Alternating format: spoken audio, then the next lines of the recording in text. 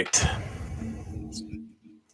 So this is actually my first time doing a YouTube live. We'll see how this goes. I'm going to keep it short, but it's an important topic. It's come up a lot. So I had trouble with Facebook for some reason, and now I'm having trouble opening my documents. So I'm clearly not very good at this. Anyway, so I'm just going to jump into it. But anything that I say today, my name is Dr. David Noble. I'm a chiropractor in West Dundee on Huntley Road. And I partner with my wife, Dr. Jill Noble. We co-operate our wellness center called The Wellness and Nutrition Center, or WNC for short. Any medical or treatment advice this is purely for entertainment and educational purposes. Please seek competent medical advice for your particular situation. Anyway, so today's topic, and again, I'm going to make this kind of short today because I'm thrown off by Facebook not working today. So I just want to focus on weight loss. Weight loss questions have been popping up a lot with my wife and I here in the clinic. And so weight loss is a huge umbrella of a topic. So when someone says, hey, I want to lose weight, I want to say, okay, well, what kind of weight do you want to lose? Do you want to lose, organ weight, brain weight, bone weight, muscle weight, water weight, fat weight?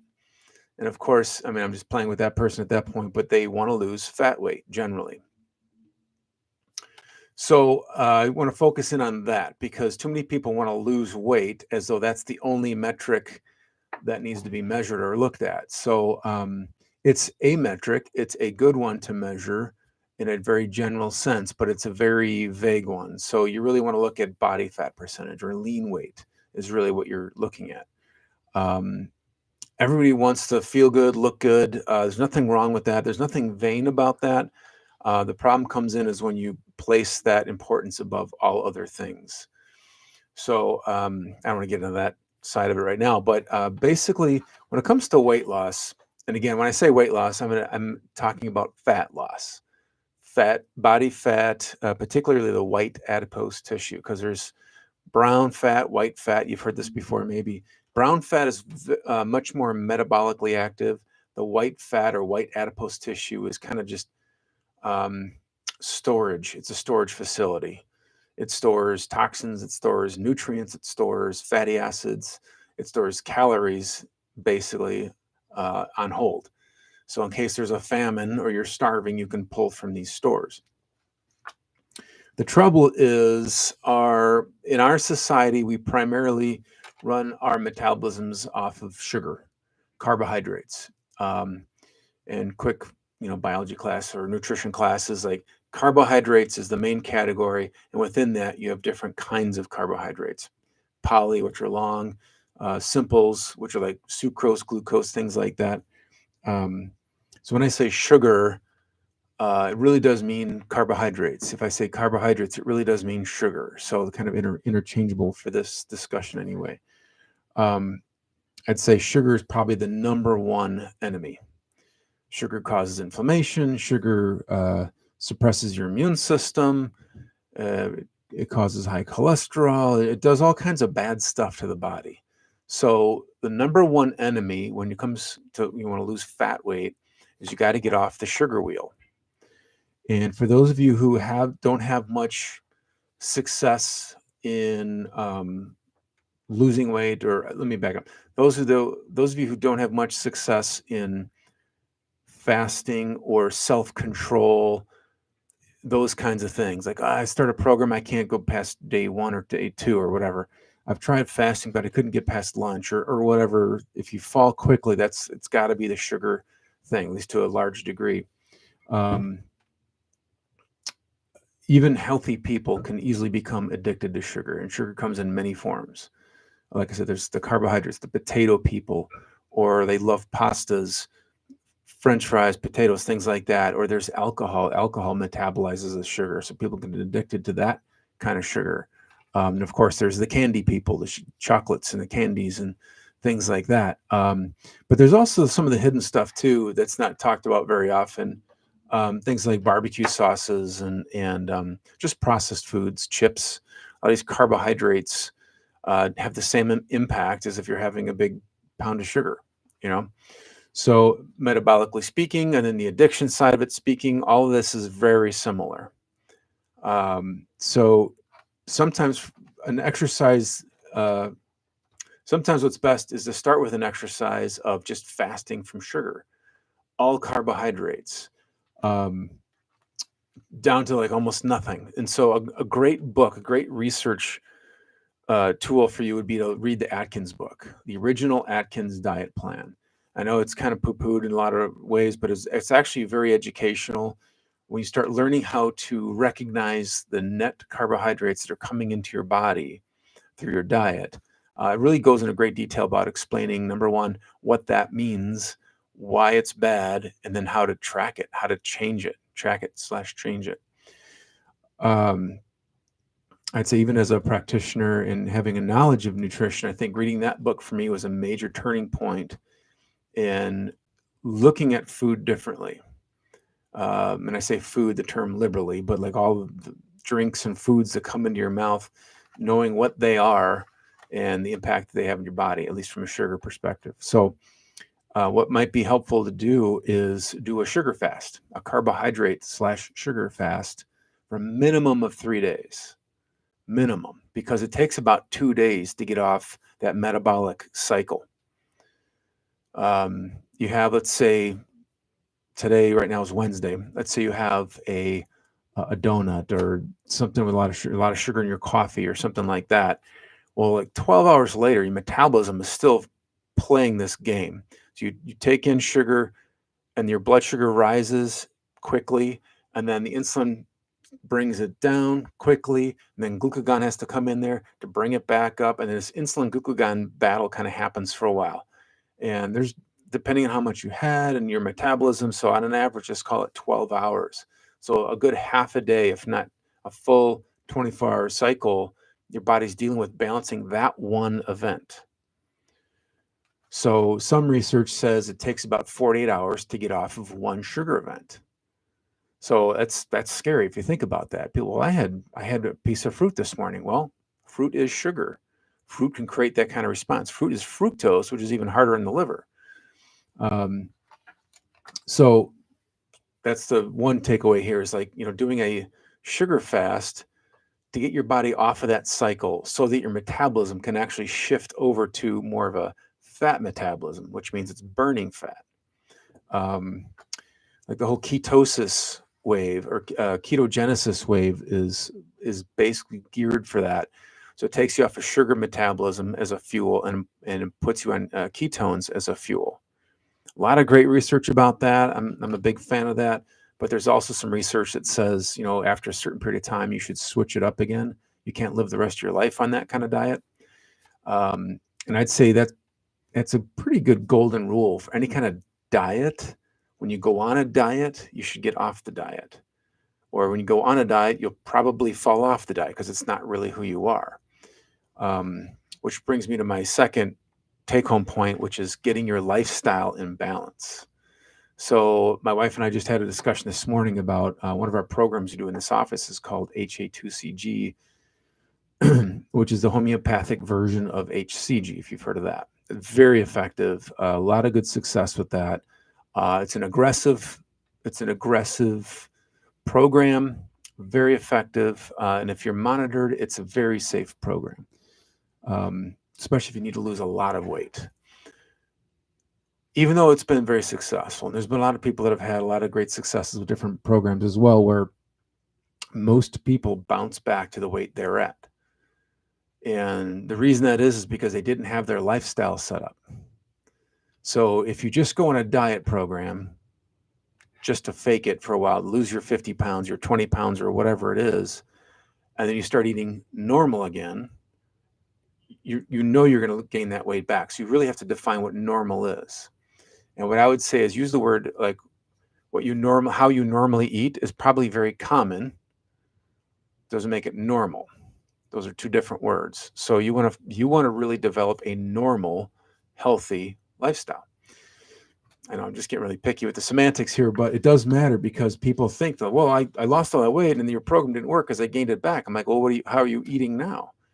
And they'd say, well, like how I was eating before, which is pops or processed foods or too much potatoes, even too much pasta, too much rice. Those are a lot of carbs, so you're going to switch your fuel back to a carbohydrate centered metabolism, which then stores fat. So you have to know the rules of the game in order to get long-term success. And so what I suggest people, again, number one is getting on a sugar fast just to do that. So you know how important that and powerful that physiology is. Number two is having some kind of lifestyle plan. So, and you have to, it's kind of an identity thing. You have to really define that for yourself. And we can help you with that, by the way. And I'd say just to keep it real simple, generally it's a paleo type lifestyle, and that's for most people. There's always an exception.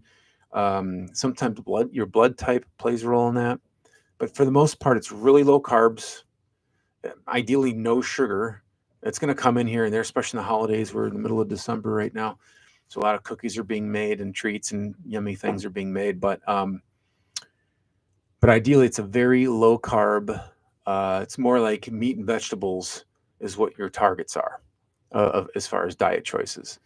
If you're at a restaurant, you're ordering things without the bun, or you're not getting the fries, you're getting the side salad or whatever, things like that, little hacks. I don't know if we still have it on our website, but there's a blog post. I think it's called Eating Paleo on the Road, meaning like some of the toughest times to eat well is on a vacation or when you're on the road, you're traveling or something like that. It's got a lot of little hacks for that. And I'd say those are great hacks just for life in general. Because life is what it is and it can get busy, distracting, and you have to plan and prepare. So just having those kind of tidbits are helpful. And actually, when I get off here, I'll make sure that I have that on the website. I think it's called Eating Paleo on the Road, something like that. So I'll make sure we have that on our blog page. But so that's the second thing. The first thing is attempting and succeeding at a sugar fast. That's like 3 days with no sugar, no carbs. Second thing is having a lifestyle plan. So you know what your new normal is, creating your normal, your optimal. And generally that's a low sugar diet. The second thing is more of the non-dietary, or third thing rather, is the non-dietary aspects of a normal or ideal healthy lifestyle. And that's I already mentioned the sugar thing, but it's really about three things, the three S's I call it: stress, sleep, and sugar. I already talked about the sugar.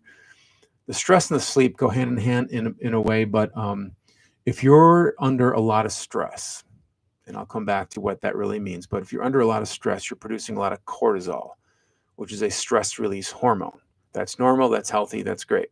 But if you're under a lot of stress or continued chronic stress, you're going to have chronic high levels of cortisol, which is not healthy. It shuts down things like fat burning. It actually causes more fat storing ultimately. Even if in the short term you're losing weight, like we just moved to this new place, I actually lost a lot of weight and I ate more calories, but because of the stress of it and the activity, I lost a lot of weight. I got kind of skinny, lost a lot of muscle. And then now I'm in the refractory period where I've gained a lot of weight back. I gained some fat weight back because of all the high cortisol. So that's my journey right now. But so if you're under a lot of chronic stress, you're going to have a real hard time losing weight. Just physiologically, it's shutting down the fat burning process. So let's talk about stress briefly. So stress is a perceived thing. So if you're at work and you have a boss and they're a jerk, you may feel they're a jerk based on your perceptions. They might be really a jerk, but you don't have to let it all in. You don't have to let it impact you as much, because stress is really perceived meanings that we place on things and people and experiences. And the biggest one, I think, is more about worrying about the future, things we can't control. We just had an election recently, so a lot of people freaking out about that. The holidays, finances, marriages, things that are just in the future. If you think, oh my gosh, this is going to be bad, this is going to hurt, I'm not okay, this is really going to be bad, and you walk around all day long with this mindset or this perception, you're cranking the cortisol. Good luck trying to lose fat weight. It ain't going to happen. So dealing with stress, I'm going to really boil it down super simple just because of the sake of time, but it's a lot of it has to do with choosing to be okay today. That's overly simplified and dime store psychology, but it's true. It's not that easy all the time because you have to train your thinking habits, just like your dietary habits. I'll mention sleep in a second, sleeping habits. The wellness lifestyle, that's what these lives are supposed to be called, the Wellness Wheel Wednesdays. But the Wellness Wheel lifestyle is, it's all these things, just generating these habits that you do on a regular basis. So you have some news, something's going to happen, or you're going to confront something or somebody. There's this thing that's coming down the pike in the future, and you just feel that it's going to be a bad thing. Well, if there's nothing you can do about it, you might as well just chuck it because you can't do anything with it anyway, and focus on other things that help you feel more grateful or glad or happy. If it's something of some power in or influence in, then begin to work on it. If you're going to stress over it, you might as well work on it. If you can't do anything about it, if you can't work on it, then don't stress it as much as you can. And that's so overly simple, but it's true. It's just hard to do. That's a whole other discussion. So I mentioned stress, sleep, and sugar. So sleep is key because one of the things that we've seen often is people that either don't get well or don't lose weight effectively, and it comes down to these three things too, but like the sleep. So if someone's up till 1 a.m, 2 a.m, I got some younger people that like to play video games till 2 a.m. You get most of your best sleep from 10 p.m. to 2 a.m. That's your power band of sleep. And if you're missing all of that and you're going to bed at 2 a.m., you've missed all the best healing, recuperative, restorative, brain healing sleep, body healing, brain healing sleep. There was a statement I learned a long time ago. I don't know if it was Confucius or whoever it was that said it, but in the functional medicine realm, they say that every minute before midnight of sleep is worth 10 minutes after midnight of sleep quality. So ideally, you're getting to bed around 9 or 10, somewhere in that window, and you're waking up about 7 to 8 hours later. That's ideal. Your body's your whole hormonal system, your endocrine system literally runs off of sunlight exposure that affects your pineal gland, your pituitary gland, which then drives your endocrine system, your hormones. So if you're like a vampire up all night and then you sleep all day, like third shift workers, people just can't help that much. It's very difficult to help that body heal because everything's upside down endocrinologically, hormonally. And so one thing we've always advocated for people when they're trying to lose weight, get healthy, get over a crisis, is get your sleep cycle in good repair or in good rhythm, and then it kind of opens the door for healing. If your sleep cycle is way out of rhythm, you need to handle that. If you're eating too much if you're eating too much sugar, you need to handle that. If you're focusing on the negatives all the time and you're worrying and you're doubting and you're fearing, you're angry all the time or most of the time, you need to handle that. These things are the by far the top three things that get in the way of effective weight loss, much less healing of any kind. So I know that. So I've had a couple patients of mine really recently, yesterday, past few days, asking about weight loss. And so sometimes when I bring that up, we start talking about these topics quickly. And in our office, we do a reflex test, a muscle reflex test, where I can touch a reflex like the adrenal gland is in the back. And I'll test their adrenal gland or their pituitary, whatever that reflex is. And if those are weak, I always say you need to handle that first because you're not going to have an effective return on investment if these other organs that are responsible for good metabolism are in a crashed or weakened state. So if you're looking for help with weight loss, give us a call. Let's got my little paper here. And again, graphics are a little weak here. There we go. 847-426-2121 is our phone number. You can call and ask questions about becoming a new patient or a nutrition consult. The website is thewnc.net, And on the website, there is a link for new patient special. And within the new patient special, you can schedule a no charge doctor call with me, discovery call. It's a 10-minute call. It's a quick call, but it's really to see if we're a good match and hear what you have going on, and maybe we can help. So, and after that, if it seems like it makes sense, you can make an appointment and go from there. But one last note about weight loss. There's so much more to talk about with weight loss. This is just kind of like the big blockages. But if you're really serious about weight loss, you have to really think ahead in your calendar for like 3 months, really plan it out. So a week or two before Christmas is not the best time to start a weight loss program, but it's a great time to do some research, gear up, maybe do a stress fast, a sugar fast, for a few days. It's just a few days you can do it.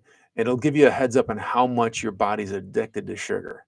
And if you're addicted to sugar, weight loss isn't going to come easy till you get off the sugar. So I know it's hard news. Nobody likes to talk about it, hear about it, but that's the way it works. So I don't know if I'm going to switch to YouTube Live if Facebook keeps giving me a hard time, but and I don't know if anybody's even listening right now, but hopefully somebody's getting something from this. I know at least it'll be a replay that's available. So as I do these things, I'll get better at them. And if there's any burning topics you really want to hear about, you can always email us. I believe there's a contact on our website for that, or just, as a new patient inquiry, I think you can click on that, put a little message in there. Otherwise, have a great day. I'll see you next week, Lord willing. God bless and live well.